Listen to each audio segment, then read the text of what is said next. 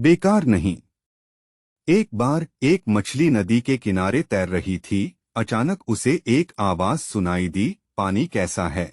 मछली ने अपना सिर ऊपर उठाया और देखा कि पेड़ पर एक बंदर बैठा है। मछली मुस्कुराते हुए जवाब दिया, पानी अच्छा और ठंडा है। बंदर को थोड़ा जलन महसूस हुई। वह मछली को छोटा करना चाहता था, इसलिए उसने मछली से कहा, तुम्हें पानी से बाहर आना चाहिए और हमारे साथ इस पेड़ पर चढ़ना चाहिए। यहाँ से नजारा वास्तव में अद्भुत है। मछली उदास होकर बंदर को बोली, मुझे पेड़ में चढ़ना नहीं आता और मैं पानी के बिना जीवित नहीं रह सकती। मछली को उदास देखकर बंदर ने मछली का मजाक उड़ाते हुए कहा, अगर तुम एक पेड़ पर भी नहीं चढ़ सकती तो तुम बिल्कुल बेकार हो।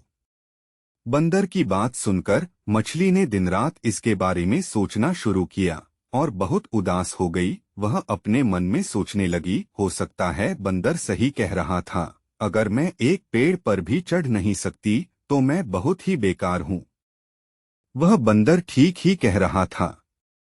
नदी में एक और मछली ने देखा कि वह मछली बहुत उदास है और उसने उससे अपनी उदासी का कारण पूछा। मछली ने उसे बंदर के बारे में सब कुछ बताया। इसके बाद उस मछली को बहुत हंसी आई और उसने कहा, अगर बंदर को लगता है कि तुम बेकार हो क्योंकि तुम पेड़ पर चढ़ना नहीं जानती हो, तो बंदर भी बेकार है क्योंकि वह पानी के नीचे हमारे साथ नहीं रह सकता।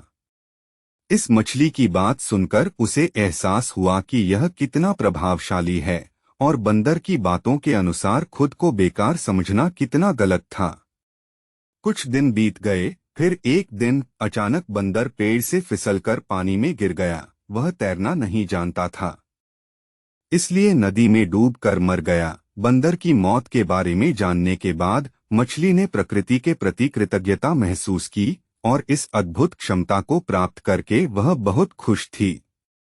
नैतिक शिक्षा, लोगों की बात सुनकर हमें अपने आप को कभी छोटा नहीं समझना चाहिए। हमें अपनी ओर से पूरी कोशिश करनी चाहिए और हमें वह करना चाहिए जो हम करने में सक्षम हैं।